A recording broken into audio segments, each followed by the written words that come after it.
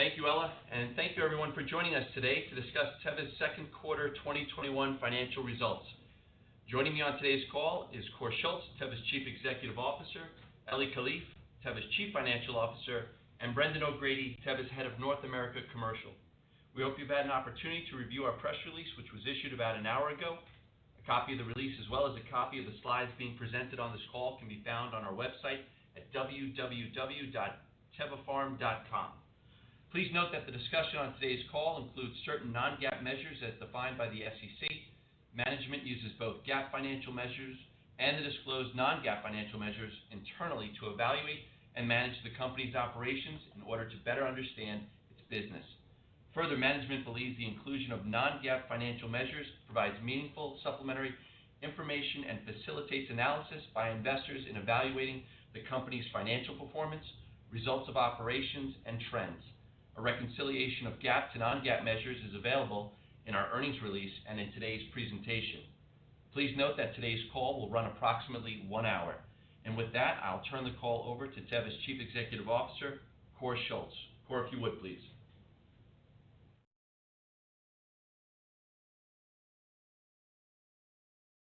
Welcome to all of you, and thanks for your interest in Teva.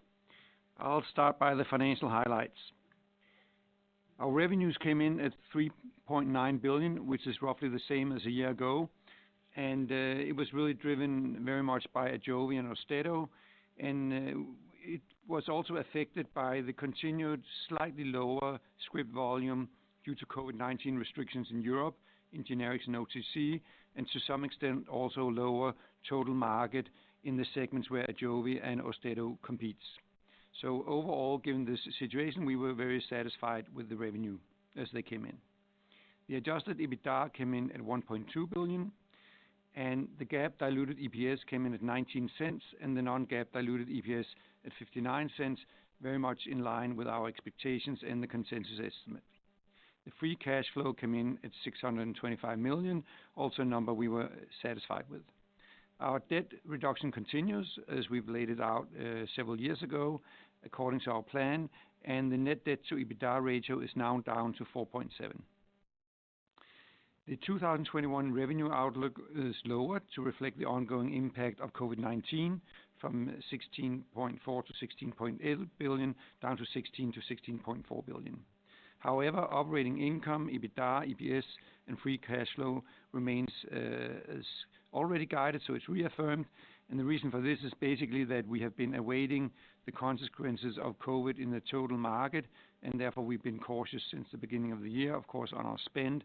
And now we can see that we have had a relative to our plans negative effect of COVID-19 on total market volumes in the first and second quarter. Nothing to do with the market share of our products, but basically just a phenomenon of patients not going as much to the doctor and the hospital as we expected in the first and second quarter. We do expect this to change. We can see it's changing in the US due to the lifting of sanctions, and we can also see the first signs it's changing in Europe due to the lifting of sanctions within the last 1 or 2 months. If we go to the next slide, then you see the revenue development here from 19, 20, and 21. And you can see we have a very stable situation, just around the 4 billion per quarter, a little up, a little down, depending on launches. And of course, longer term, we want to change this into a growing trend, but it's really still the dynamics between the nice growth we have on AUSTEDO and AJOVY and the continued decline we have on COPAXONE. COPAXONE this year, as you have seen, will be down to around 1 billion, and that really means that the drag from COPAXONE is, of course, getting less and less by the year, and next year it will be hopefully minimal, and that means that next year, with the growth of AUSTEDO and AJOVY, we will see a more positive picture. Next slide, please. AUSTEDO continues to grow, and you can see here the script numbers, the total script numbers per quarter, where we had a new all-time high here in the second quarter. You can also see the revenues per quarter, and they are a little up and down, and there's some true-ups of rebates in there sometimes. There's some wholesaler swings in there sometimes. There's been a little bit of a, as you would say, lower wholesaler purchasing in the first quarter, which is corrected in the second quarter. Underlying, we see a strong trend of growth aligned with the TRXs. We see a stable pricing, And we are, you could say, starting a new initiative, which we started in May, which is a DTC campaign targeted at, you could say, tardive dyskinesia. And tardive dyskinesia is, of course, a huge unmet need in the United States. We estimate there's around 500,000 people suffering from it, and only a fraction is treated so far. The campaign so far has resulted in expanded activity on our websites, and we are optimistic that this will continue to drive growth in prescriptions and consequently also continued growth in sales. As a consequence of the slower market development compared to what we expected, we have lowered the outlook for Austedo for the full year from 950 million down to 850 million. Next slide, please. Ajovy shows solid net sales growth in the second quarter of 21, and is really based on both the US and the European performance. As you see here to the left, the US performance in terms of TRX is showing a very steady growth. It's increasing steadily quarter over quarter, and we saw record high sales in North America. The same thing is the case in Europe, where you can also see here we show the market share, and you can see how the share has gone from around 10% now up to around 25% in a couple of years, and we expect this to continue to grow. And as I said, the last quarter we have changed our ambition level. We are now having an ambition level both in the US and in Europe of a third of the market, so a market share of 33%. And we think this is doable within the coming years based on the very, very good safety and efficacy profile of Ajovy and the fact that it is the longest acting product and therefore also the only product that can be dosed both monthly and quarterly. So we are very optimistic about the future growth of Ajovy. If we go to the next slide, then it shows Truxima, our biosimilar, and it shows how it continues to grow in share in the market. Right now we are also here around 25%, and the market has been improving after a sort of overall market slowdown in the first quarter, probably related to COVID, has started to improve, and we expect it to continue to improve in total development over the year. And of course, Truxima is the only biosimilar rituximab which has the RA indication and as such very competitive, and we believe we can hold on to a strong share in this, our first major biosimilar launch.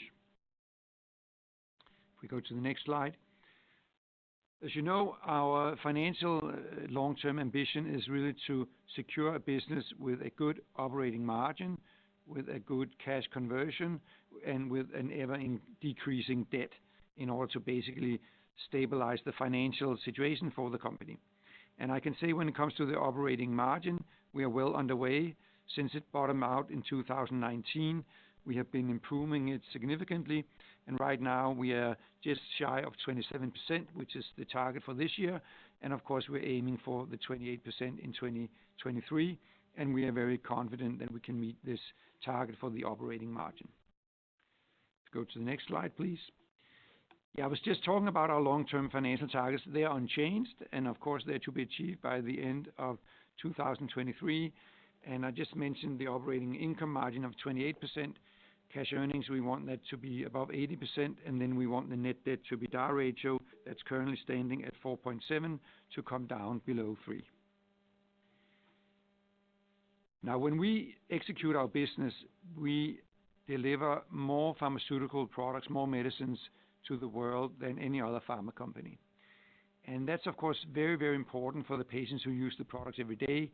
They get high-quality medication that serves them well in treating the condition they have. But there's also another aspect to what we do when we are the leading generic company in the world, and that is that we help to create sustainable healthcare systems where the authorities or insurance companies or whoever pays for the medication, the private individual, get a chance to have a sustainable and affordable access to medicine. And we've started 2 years ago to have an independent external company do a report on what is the real economic benefit of our activities. And I'm just going to show you a few snapshots here. The report is available. You can find it online. It's from Matrix Global Advisors. And here you can just see some highlights that we saved the U.S. healthcare system some $29 billion in 2020. And you can see we've done it by state. We have the details by state in the report. But you can also see that the savings, they ended up, some of them with the government, some of them with private healthcare insurers, and some of it out-of-pocket co-pays that got reduced and so on. and just the saving directly to the patients were $4 billion. So a significant contribution to the U.S. healthcare system. Now, the same can be said for all countries where we operate. We don't do the report on all countries. That would be a very, very big task, but we did do it for 9 countries in Europe. And also here you can see the same pattern, that we have been saving the countries a lot of money. And on top of this, of course, when we do generics and biosimilars, we also create a lot of economic activity, which basically means that we contribute to society, not only in the form of savings in the healthcare system, but also in the form of job creation, in the form of economic growth and support to GDP in the various countries. So this was just a little teaser. If you're more interested in this, take a look at the report. You can find it online. But with this, I think we should move on to have a look at the financials. So I'll hand over to our CFO, Eli Kalif. Thank you, Kåre, and good morning and afternoon to everyone. I begin my review of the second quarter 2021 financial results on slide 14, starting with our GAAP performance. Revenue in the second quarter of 2021 were approximately $3.9 billion, an increase of 1% or a decrease of 2% in local currency terms, compared to the second quarter of 2020. This decrease was mainly due to a low revenue in our North America segment, mainly related to Copaxone and ANDA, partially offset by positive foreign currency impact, as well as higher revenue from generic products, OTC, Ajovy, and Copaxone in our Europe segment. Revenue were also affected by changes in demand for certain products resulting from the impact of COVID-19 pandemic. Our Q2 2020 include the generic product sales in Japan totaling $65 million and approximately $240 million for the full year of 2020. As we have previously communicated, these products were divested as of February 1st, 2021, along with a manufacturing site in Japan. Exchange rate movements during the second quarter of 2021, including hedging effects, positively impacted revenue by $135 million compared to the second quarter of 2020. In Q2 2021, we recorded a GAAP operating income of $582 million versus $173 million in Q2 2020, GAAP net income of $207 million versus $140 million in Q2 2020, and a GAAP earning per share of 19 cents versus 13 cents in the same period a year ago. The year-over-year improvement in GAAP operating income, net income, and earning per share was mainly due to a lower other assets impairment, restructuring, and other items charges, and higher profit in our Europe segment, partially offset by higher intangible assets impairment charges. Turning to slide 15. You can see that the net non-GAAP adjustments in the second quarter of 2021 were $444 million versus $465 million in the second quarter of 2020. Non-GAAP net income and non-GAAP earnings per share for the second quarter of 2021 were adjusted to exclude these items, with the largest being impairment of assets totaling $226 million in the second quarter of 2021.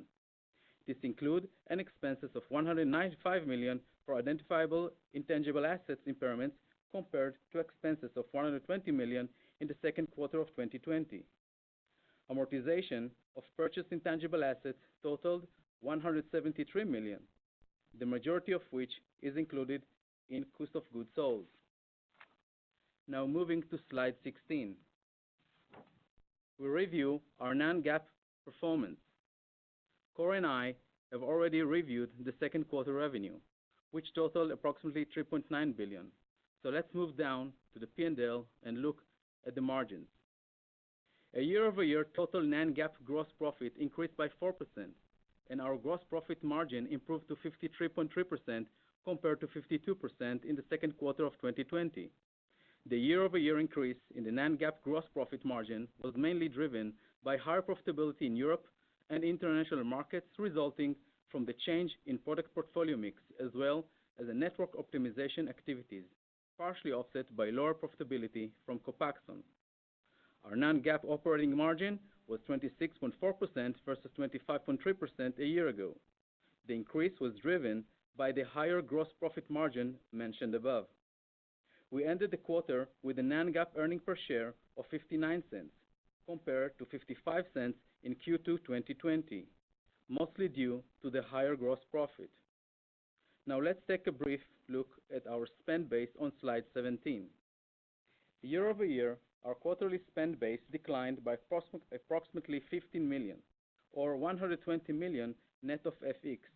However, looking at our year-to-date comparison, spend base declined by more than 200 million, or more than 400 million net of FX. The main driver for this change was the reduction in our cost of goods sold, as operating expenses were slightly up.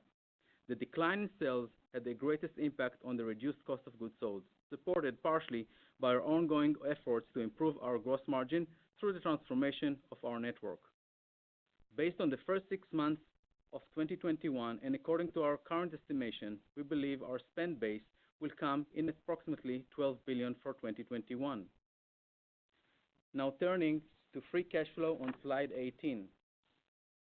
Teva's free cash flow in the second quarter of 2021 was 625 million, a nice rebound from the 59 million generated in the first quarter. As we have noted before, Teva's free cash flow typically faces a few headwinds at the start of the year due to usual timing of annual merit payments paid out in the first quarter. But the headwind was especially large in the first quarter, mainly due to a timing of working capital items resulting from the increase in the net accounts receivable and inventories, as well as lower profit in our Europe segment. Please recall our 2021 free cash flow guidance, which we first provided in February, reaffirmed in April, and are reaffirming today. 2021 free cash flow is expected to be in the range of 2 billion to 2.3 billion. We expect this free cash flow to pick up during the next 2 quarters as we keep driving optimization of our working capital with a high focus on inventory improvements. Turning to our outstanding debt on slide 19. Net debt declined to 22.7 billion versus 23.7 billion at the end of 2020. I'm pleased to report that just last week we repaid an additional 1.5 billion, which is not reflected in the quarter-end totals. Additional upcoming maturities, including 1.2 billion in the fourth quarter. Our net debt to EBITDA continued to decline, coming in at 4.7 for Q2 2021. Debt reduction continued to be our primary focus and main use of cash as we continue to push forward in our efforts to bring our net debt to EBITDA ratio under 3 times by the end of 2023. So turning to the financial outlook for 2021 on slide 20. While we have experienced a nice recovery in some countries and products from the effects of the global pandemic, we unfortunately have not seen this everywhere in our business. Some markets and products are still feeling the lingering effects that the pandemic has had on the purchasing pattern of our large global customers and overall utilization by patients. Based on the results of the first 6 months for 2021, we believe at this time it is prudent to adjust our guidance range for full-year revenue from the original range of 16.4 billion to 16.8 billion to the new range of 16 billion to 16.4 billion. This lowers the midpoint of our range by 400 million. The new range includes an adjustment to our full-year expectation for global sales of Austedo, for which we are lowering our guidance by 100 million to 850 million for the reason Kåre mentioned earlier. For our other financial targets for 2021, operating income, EBITDA, earnings per share, and a free cash flow, we are reaffirming the current ranges first provided in February, reaffirmed in April. We will end up with each of these range will be determined mainly by the rate of the recovery in the purchasing pattern and overall utilization by patients, as well as our product mix in our generic business for the rest of the year. And this concludes my review of the results for the second quarter and 2021 financial guidance. We'll now open the call for questions and answers. Operator, will you please open the call for questions? Thank you. As a reminder, to ask a question, you need to press star and 1 on your telephone. To present everyone with the opportunity to ask a question, please limit yourself to 1 question only with 1 follow-up question. To withdraw your question, please press the hash or pound key. Please stand by while we compile the Q&A roster. And your first question is from the line of Gary Nachman from BMO Capital Markets. Please go ahead. Hi, good morning, guys. With the lowered revenue guidance, could you elaborate on what you're doing to maintain EBITDA, EBS, and free cash flow guidance a little bit more?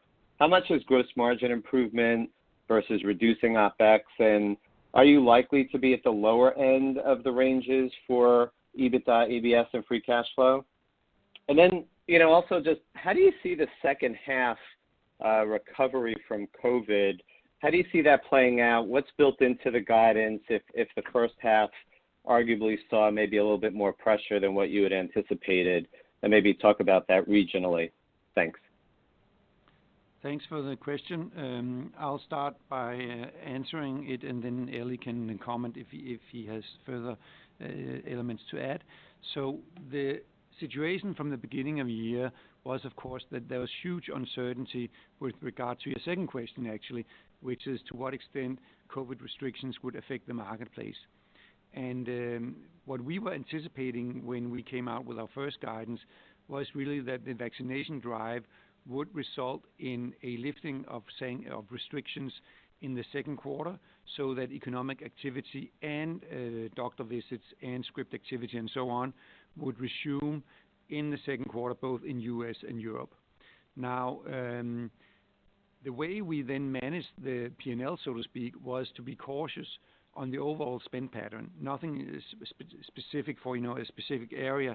We just went slow on the spend so that we knew that we would be able to manage the situation from a earnings point of view and a cash flow point of view should we come in a little lower if the restrictions in various countries were to continue, because we, of course, have no magical insight into how the COVID pandemic will develop. Now, it so turned out that we did see a lifting of restrictions, and then there was a lag in the U.S. from lifting of restrictions. Maybe not a lag on all consumption, but there was a lag on doctor visits and scripts. So we've seen a improvement, and now I'm sort of switching into answering your second question in combination here. We did see a improvement in scripts over the last 2 months in the U.S., but it didn't really come all the way from, you would say, the 1st of April. It came late in the quarter, and we're optimistic about the next 2 quarters based on what we've seen. Now, in Europe, it's a little different because there we really had restrictions all the way up to not very long ago in most major countries. And we're only now seeing the first signs that the situation is improving in terms of volumes in generics and OTC based on the lifting of the sanctions. Now, then you might ask, what's the assumption for the rest of the year in our guidance? The assumption for the rest of the year in our guidance is that we continue this situation with lifted restrictions. So you have some restrictions still in place. There are travel restrictions. There are some places where you need to wear a mask and so on. But we are not baking into the guidance that we get some dramatic reversal to lockdowns due to some terrible new variant or something like that. Everything we can see right now points to that actually hospitalizations and deaths are at a level where the governments will most likely not revert to lockdowns and severe restrictions that will affect script volumes in Europe and or US. So that's really the assumption we have. So I hope that clarifies the assumptions, but also the way we are handling the earnings versus the revenue. Thanks for the question. Thank you. Thank you. Your next question is from the line of Navanti from Citi. Please go ahead. Hi, good morning. Thanks for taking my question. My first one is on opioids, if I may. So Teva was part of the 2019 agreement in principle with J&J and distributors, but was not part of the recent proposed settlement. Are you able to share any progress on a possible standalone global settlement? And I just have a quick question on Austedo, if you plan another DTC or other promotional campaign during the rest of the year. Thank you. Thank you for those 2 questions. So on the opioids framework, you're absolutely right that at the time in Cleveland, when nearly 2 years ago, when the framework was first established, there were the 3 distributors, J&J and us, and we have been in constant dialogue with the AGs and the plaintiff lawyers since then. I think it's fair to say that the cash amount and therefore the immediate interest from the plaintiff lawyers has been higher in the four companies than in our offer. As you know, our offer is really to help the people suffering from substance abuse by giving them generic Suboxone, which can help them wean off the product, get off the bad products they're on, and get back hopefully into a life without any substance abuse.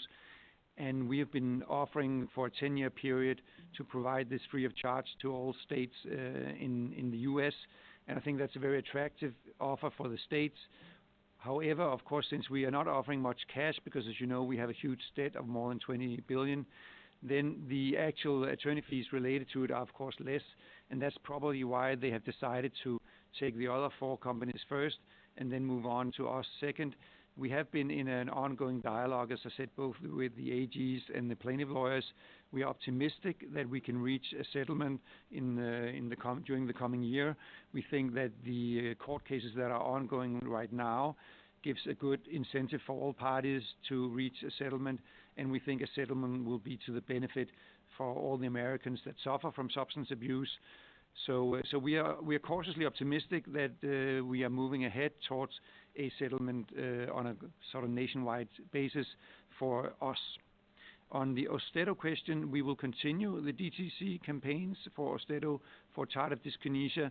As I said earlier on, there's a huge unmet need, nearly 500,000 people suffering from tardive dyskinesia in the U.S., only a fraction being treated, and this is a very good and important therapy. It's the first time there is a therapy for tardive dyskinesia, so we will continue to do that with the aim of having more patients treated to the benefit of them, and of course also resulting in increased sales of Austedo. Thanks for the questions. Thank you. Thank you. Your next question is from the line of Elliot Wilbur of Raymond James. Please go ahead. Thanks. Good morning. Kåre, maybe if you could just provide us with an update in terms of trends with respect to the North American generics business, specifically just what you're seeing currently in terms of price volume erosion on the base, and then the outlook for new pipeline opportunities, new generic launches. I know that there's this seemingly continual shift outward in terms of trying to gain approval for these complex generics, but you previously talked about teriparatide and Byetta as being complex generic opportunities in 2021. Maybe just an update on your expectations around base erosion trends and pipeline yield for the second half. Then a follow-up on the commentary around Austedo. Can you just let us know what the current or what percentage of current RXs are in fact for tardive dyskinesia? And given that you've launched the product now in China, maybe you could just help frame expectations for the potential global opportunity relative to the U.S. market for that product. Thanks. Thanks for those two questions. I'll give a broad answer and then I'll have Brendan give you some more details. So as I've said many times, the North American generics and biosimilar space is a space where we constantly have this, as you say, volume erosion on old products because more competitors come in, and also price erosion on old products because new competitors come in. We're not seeing any dramatic changes in the market conditions. We're not seeing, a lot less or a lot more suppliers, and we're not seeing more or less price erosion that we've been seeing traditionally. So I would say a quite average year this year. Basically, we are having a business to the tune of $1 billion a quarter, roughly $4 billion on an annualized basis for North America in the generic and biosimilar space, and we expect to maintain that going forward, potentially grow it a little. You're absolutely right that a lot of complex generics are being delayed, not just ours, everybody. I think with NuvaRing we have probably the only complex generic approval this year. But with regard to all the other products, I'll just let Brendan comment how he sees the rest of the year for U.S. generics. Thank you, Kåre. I think that Kåre, you framed it up well. I think that we'll see U.S. generics have price erosion and volume, I think that price erosion is pretty much what we've seen as historic norms. It depends, it's highly dependent on what your portfolio is. But I think volume's coming back due to COVID. As Cor mentioned earlier in the call, we saw wholesaler orders kind of come back to what we would see pre-COVID levels during the month of June. So, when we think about new product launches, as I mentioned on some previous calls, we have up to maybe 12 potential complex generic launches. When we started the year, FDA has only one, what we call complex generic approval, as Cor mentioned, which was NuvaRing, which was ours. We'll see what comes in the second half of the year, but there's still a decent stable of products that could be approved in the second half of the year. To date, we've launched 13. I think last year we launched 20 some generic products. So overall, I think we're trending just fine, and we should see hopefully approvals pick up in the second half of the year. Thanks, Brendan. With regard to Austedo outside the U.S., it's absolutely right that we've launched in China, and we have a nice initial take-up. It takes a lot longer in China than it does, for instance, in the U.S. First, you have to work your way through hospital listings. We're doing very well there. Then you need to get on these national drug reimbursement lists and also on the provincial list. And then eventually you'll see the product start to move in a serious way. So it will be some years out before you see big numbers on Austedo China, but it's off to a very good start, and it's meaningful, it's profitable, so we're happy about that. With regard to the split between Huntington's and tardive dyskinesia, I don't have that exact split, and I don't know whether we really have it. But Brendan, what would you say? What's your feeling about it? Because I don't think we have the exact numbers. Yeah, so Cor, the split between Austedo, if you think about tardive dyskinesia and Huntington's disease, is about 4-to-1, about 80%, nearly 80% of Austedo scripts are for tardive dyskinesia. And of course, that's why we're bullish on the product, because about 6-7% of the estimated population with tardive dyskinesia has been treated. So there's significant room for growth there. Thanks, Brendan. Thanks for the questions. Thank you.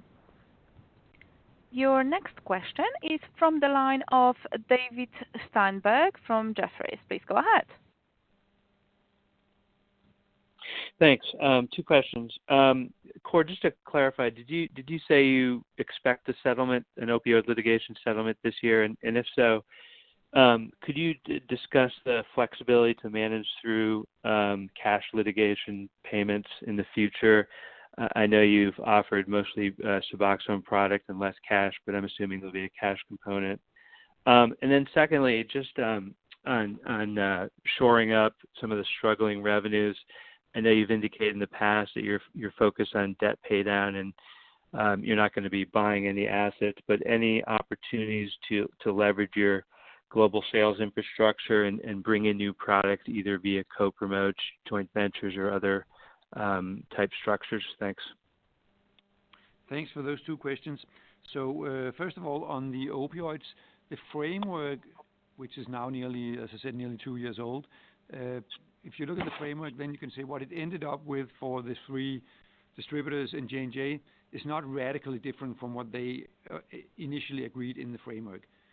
So if you look at our framework deal way back, then it was $250 million over 10 years, and it was Suboxone, generic Suboxone, over 10 years, whatever the demand was, estimated at $23 billion at list price, probably $10, $11 billion at net price, and of course a manufacturing cost, which is somewhat less than that. Now, if you look at the cash component here, then the framework resulted in a deal with J&J where they pay over, I can't remember, 5 years or something like that. And I believe the distributors, they pay over something like 17 years. And you could say, since we have a lot less money than those 4 companies, I would not be surprised if we end up paying over a longer period than the 10 years that we initially discussed, so maybe over 17 years.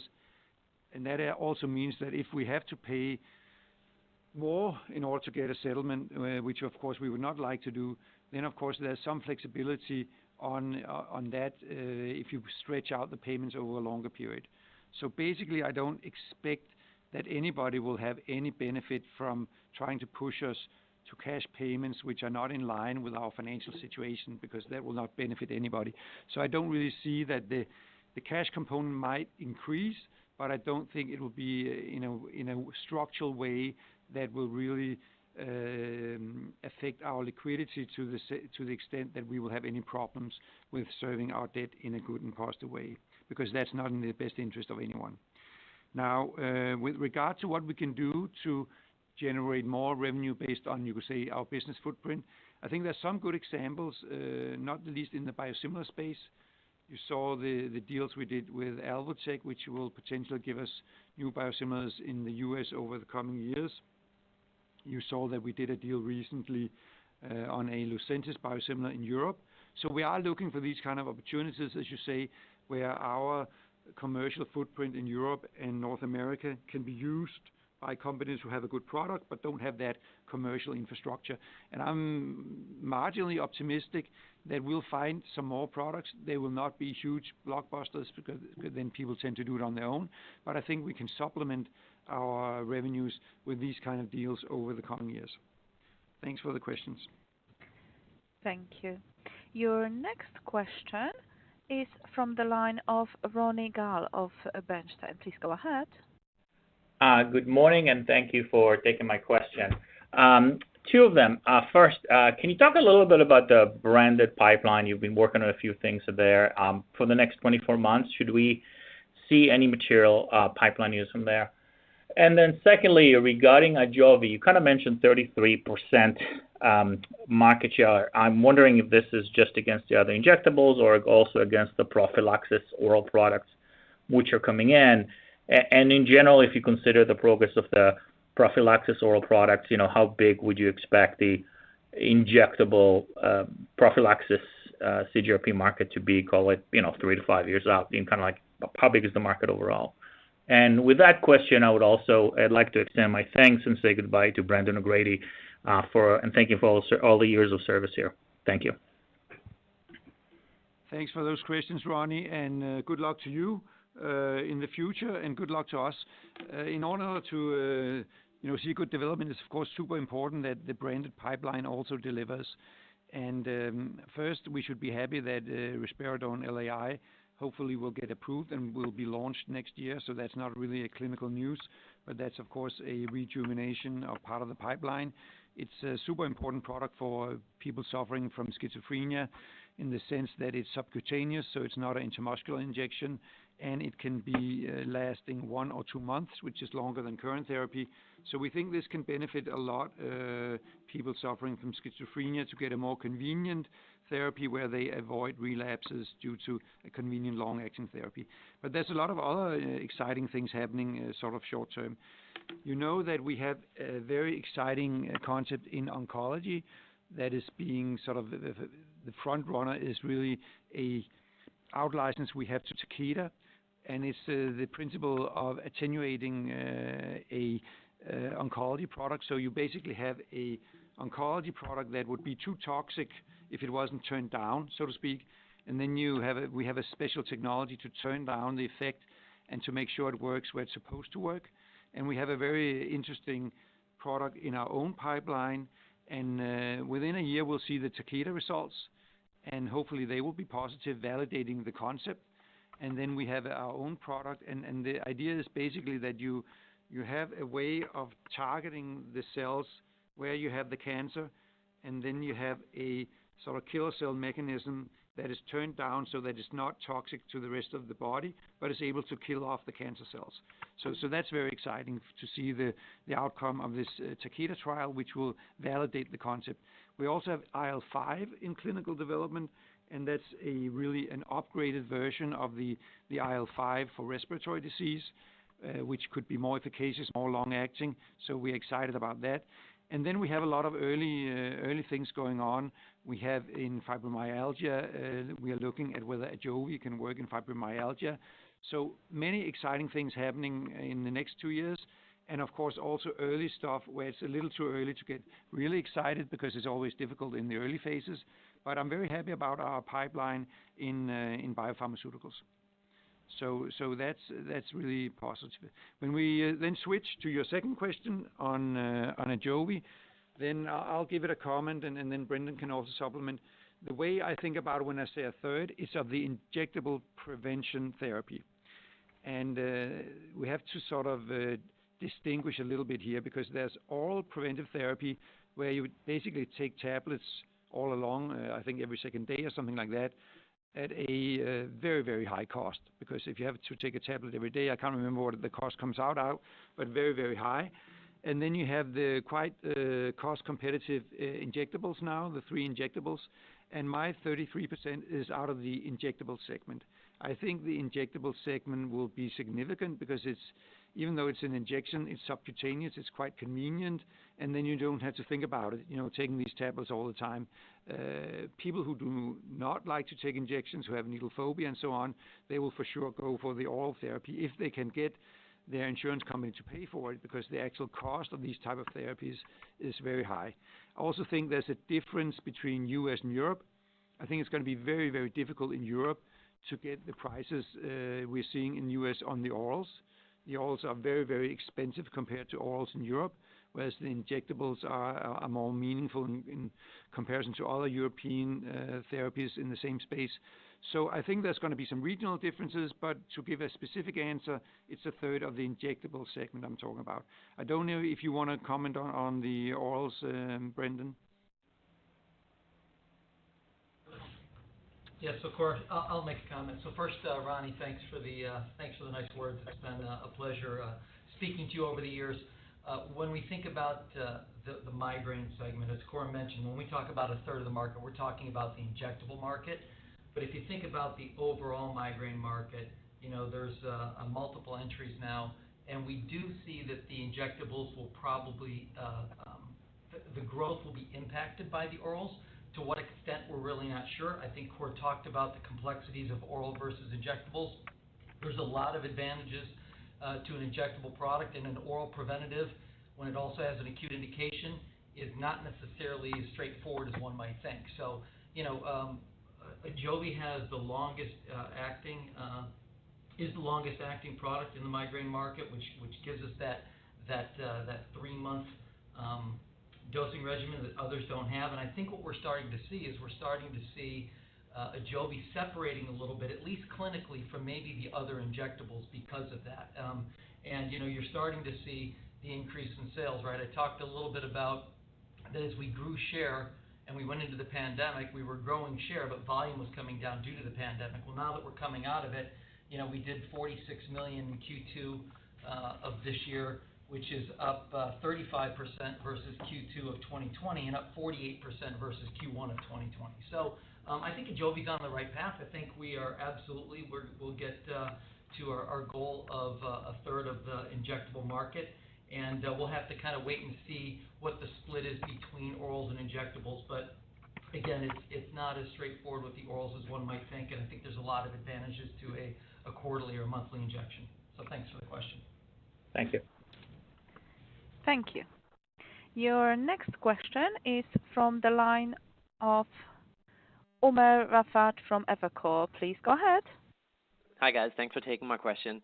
Kåre, is there any chance of a blow-up of the current settlement by J&J and distributors? And I ask because there are still a few reports of state AGs and certain counties, et cetera, not participating.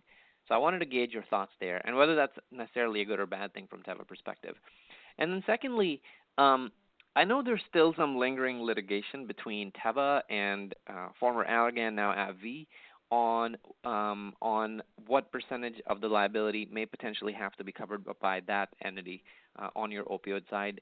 Can you just catch us up there, and what would your base case expectation be on what percentage of the cash balance has to be put up by them? Thank you very much. Thanks, Omar, for the 2 questions. So first of all, the overall nationwide settlement that has been announced between the 3 distributors and J&J, I think the risk of what you call a blow-up or lack of participation is extremely low. And the reason why I say it is that since the framework where you could say there was basically a majority that wanted to participate because it was really negotiated with the lead plaintiff lawyers and with the lead state AGs, there's been a lot of work going on behind the scenes with everybody, including us. And it's quite clear to me that the majority of the states realize that if anything good is going to come out of this, then there has to be a global settlement, because otherwise we will have potentially 3,000 court cases which will drag out over the next 10, 20 years. Some they might win, some they might lose. In the meantime, it will make its way to the Supreme Court, where there might be a win or a loss. So it's totally unpredictable what will happen, and it's not going to help the U.S. Population in terms of those people who suffer from substance abuse. If you want to help people and if you want to improve the situation, then we need to do something about it. And there's this very, very sad fact that since all restrictions have been put in place by everybody's doing all they can to avoid any kind of abuse of prescription medication. We all know from statistics that the majority of abuse today and for many years has been illegal fentanyl, illegal methamphetamine coming from China, coming from Mexico, coming from Colombia, and so on. And it's the fight against that, and it's the help to people suffering from substance abuse in the form of Suboxone, in the form of money going to therapy and so on, that can help the situation. So I must admit, I can't see how this will blow up, because politically and practically this is the only solution. And at the end of the day, this is not really a legal situation at the core of it. This is really a societal, political situation at the core of it. And therefore I think we're also seeing now kind of a political/legal resolution, which I think will work for the majority. There might be some holdouts in the subdivisions. I think we saw already the judge in Cleveland putting pressure on these subdivisions, saying you should, indirectly he's saying you should join this, because if you don't join, I'll put all the pressure on you to supply all the details for your county, for your region, for your native tribe or whatever it is. And that's a lot of work and a lot of pressure to put, of course, on the subdivisions, because the judge in this case in Cleveland, I think he also wants to see a overall settlement. So I don't think it's going to blow up. If it blew up, then of course it would be us taking it case by case. Right now we have two cases, California and New York. It's always hard to predict. The only thing I'll say, it's not a clear-cut case either way, which means that the plaintiff lawyers and the states, they have a big risk as well in all of this, and that's what I think is part of why we will see a settlement also with Teva. And I actually said within the coming year, so I didn't say within this year, I said within the coming year, and that's what I still believe. When it comes to Allergan, there's no real litigation with Allergan at all on this. There is, of course, a situation that Allergan owned Actavis, and Actavis was sold on to Teva. And when it comes to liability, it always has a component of the owner, and it has a component of the actual legal entity, and it has a component of timing. On top of that, of course, Allergan has its own independent opioid product that has nothing to do with Teva or Actavis whatsoever. So the way I look at it is that Allergan/AbbVie will most likely end up settling with the plaintiff lawyers in the states in an independent settlement. We will settle with them in an independent settlement, and that will be the end of that. So thanks for those two questions. Thank you. Your next question is from the line of Jason Gerberry of Bank of America. Please go ahead. Oh, hey, good morning. Thanks for taking my question. Just a follow-up on Umer's question with the opioid deal. It seems like there's a timing consideration for these opt-ins for the subdivisions that aligns with when we'll get rulings from these California, West Virginia, New York type cases that involve subdivisions. And so what I'm wondering is how important you think these outcomes coming in at reasonable levels, how important that is to kind of corralling all the subdivisions into these opt-ins, or do you think that there was mention of legislation or agreements between the states and their subdivisions in order to sort of realize the full magnitude of the proceeds of those settlement deals? So it's more of a high-level conceptual question here. If California, which is seeking $50 billion, a big number comes out, I wonder if that's going to create some motivation on the part of subdivisions to try it out in court. Yeah, so it's a good question. So let me try and explain how it's working right now. First of all, the court cases in both New York and California will not have any clarification whatsoever on damages within 120 days. And you're absolutely right about the 30 days for the states to opt in, and then the 120 days for the subdivisions to opt in. So in the bench trial in California, there's a judge, no jury, and it's a two-step trial. So the first trial, which will probably not even end within 120 days, it might, but it might not. That part will only determine whether there's any basis for discussing liability at all, and there might not be, because in the way the trial's going, you can question whether the plaintiffs have proven any damages really, or any causality between some of the products and the substance abuse in California. But that's another story. But anyway, the timing is such that there will be a decision by the judge on the liability, and then there'll be another trial determining actual damages. So that means that decision on damages, any amount, any dollar amount in California, will be way later than 120 days. In New York, it's the same thing. That first, this trial will go on for quite a while because it's a jury trial. It's complex. There's a lot of people involved, and therefore there will also not be a monetary verdict, you could say, within 120 days. So what is most likely happening, the way I look at it, is that the state AGs, they think together with the key plaintiff lawyers, this is the time to wrap up this thing. It doesn't make any sense to keep on going. Nobody has an interest in having a tail of small cases lingering, because that will cost the lawyers a lot of money to proceed with these cases. The damages will be, of course, significantly less. Most likely there will be a heavy sort of leaning on the global settlement as a benchmark for this. So there will be a lot of pressure, I think, on the subdivisions to join in with the states, and they will not see any numbers from California or New York before the time they have to decide. Does that clarify the situation? No, yeah, that's really helpful. I wasn't sure if California was consolidated damages and liability phase or just liability phase. No, that's helpful. It's separate. So basically, you could say, I think it's a psychological situation here where the key plaintiff lawyers, the key state AGs, will put pressure on everybody to participate in this settlement. Basically because they think it's the best for the country, and I also think the plaintiff lawyers thinks it's the best economic outcome on average for all the plaintiff lawyers. You have to remember that their fees are to the tune of $2.5 billion. So it's a lot of money we're talking about also for the plaintiff lawyers. Great. Okay. Thank you. Thank you. Your next question is from the line of David Amsellem from Piper Sandler. Please go ahead. Hey, thanks. So just on Austedo, I wanted to come back to that. You talked about payer access or efforts to improve access, if I'm not mistaken.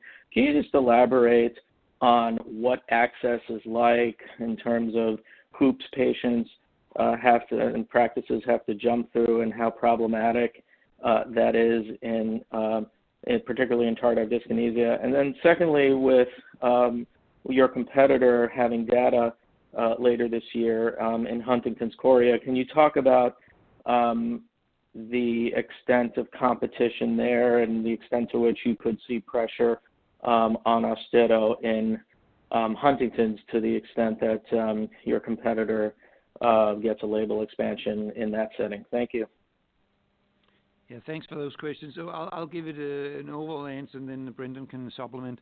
So if we look at the last question about Huntington's disease first, then I don't think it's going to have a major impact. I'm pretty convinced that those doctors who are, preferring to use the competitor product, they are probably also in some degree already using it for Huntington's disease. They have the freedom of medical choice, of course, so I think it's happening already. And it's a small part, as Brendan said, it's only about 20% of our business right now, and the big potential is really in tardive dyskinesia, which leads me to your first question, where, of course, we have a lot of support activities to secure that the patients can actually get on the product. But I'll let Brendan explain to you some of the details on how we actually do that and secure that we get patients on the product. Brendan? Yeah, sure. Thanks, Kåre. So, if you look at Austedo's access, in commercial, Austedo has 92% coverage, and that's preferred coverage, and in Medicare Part D, it's pretty close, it's 89%. So across the board, Austedo has broad payer coverage, and as far as patients getting on it, it really depends what that coverage means, and it depends upon the specific plan. There could be prior authorizations. Many times there is, but it's not certainly an onerous process, and it's one that we work very closely with payers to make sure that those patients, whether it's HD or TD, have access to it, and it's a fairly smooth process. So we're happy where we stand with payer coverage, and we've talked a little bit about Austedo. We think there's a tremendous opportunity. I agree with Cor. Huntington's disease, what happens there with our competitors, I don't think will have a big impact, and there's still significant growth opportunities in tardive dyskinesia. So thank you.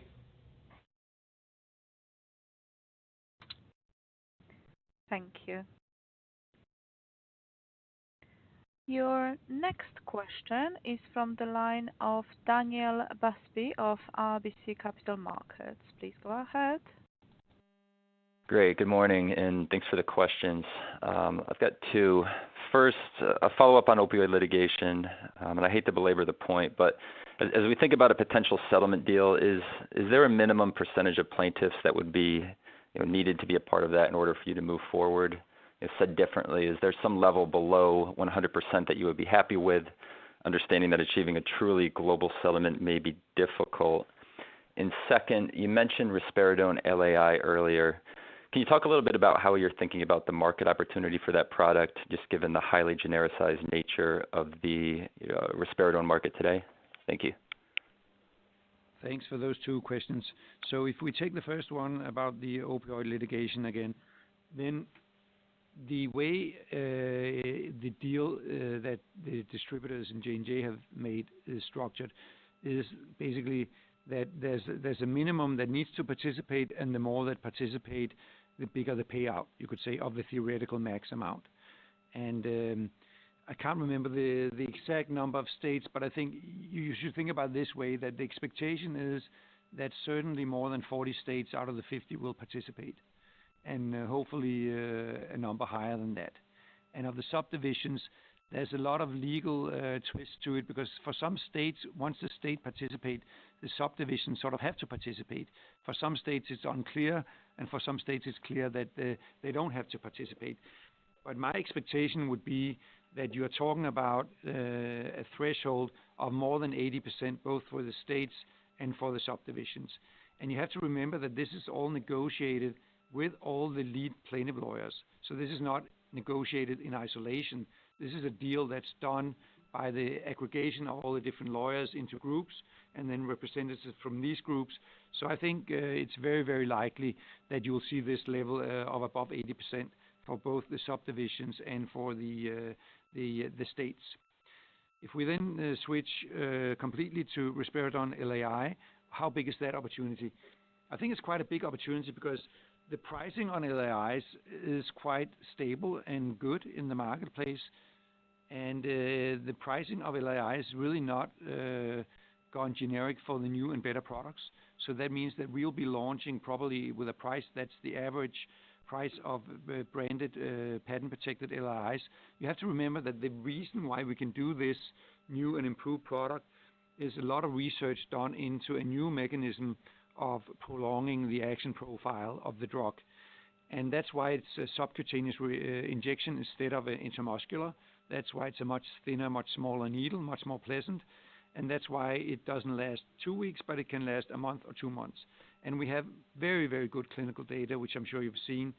So we are very optimistic that we can get a significant, and what do I mean by significant? I mean more than 10% share of the total LAI market at a pricing level that corresponds to current, you could say, patent-protected products. So that means, if you do the math on that it is actually a significant opportunity, which will both benefit our revenues, but of course also benefit a lot of people suffering from schizophrenia. So thanks for that question. I think we have time for the last question. Thank you. And your final question today is from Nathan Rich of Goldman Sachs. Please go ahead. Good morning. Thanks for squeezing me in. I wanted to go back to the earlier commentary around guidance, and just a couple of follow-up questions. I guess firstly, Kåre, around your comments on the revenue outlook for the rest of the year, it sounds like you saw volume pick up late in the second quarter. Have you seen that continue in July? And can you talk about what the guidance range assumes around volumes over the course of the year? I'm just wondering how you're thinking about the potential variability around the Delta variant and the impact that that could have on doctor visits and volumes over the course of the year.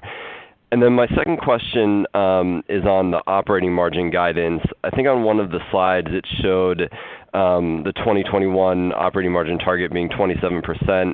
I guess if I use the midpoint of the guidance range, it would be closer to 27.5%. I know that's not a huge difference, but could you maybe just kind of clarify on what the operating margin target is for the year and how we should think about the swing factors between both revenue and expenses as we think about where you're likely to come in for the year? Thank you.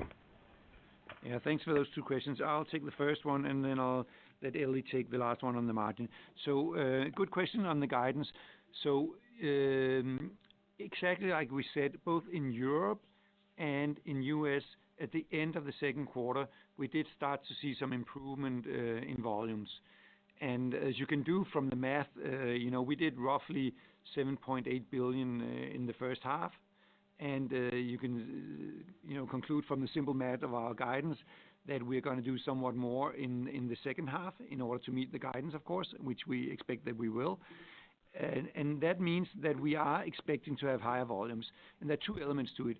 One is that the restrictions have been lifted all over Europe, more or less, and in the US they've also been lifted. And that has resulted in higher scripts in the US, and also now we see the first indications of some higher volumes in Europe. Now, our assumption here is, like I said in the beginning, that there will not be new lockdowns. Our assumption here is that the Delta variant will not cause massive full lockdowns of society again. So you are absolutely right that, like any other types of business, right? If all of a sudden there's a travel ban in the US and there's a full lockdown in the US, then we have a new situation, and then we would have to revise our guidance most likely.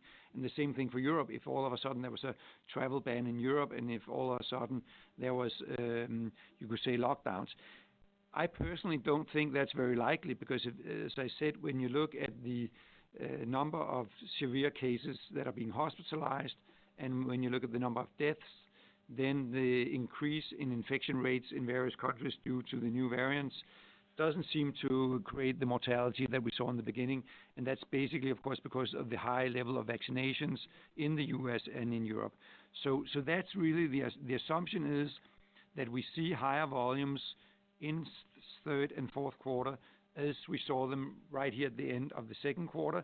So this carries on as a consequence of the lifting of lockdowns and restrictions.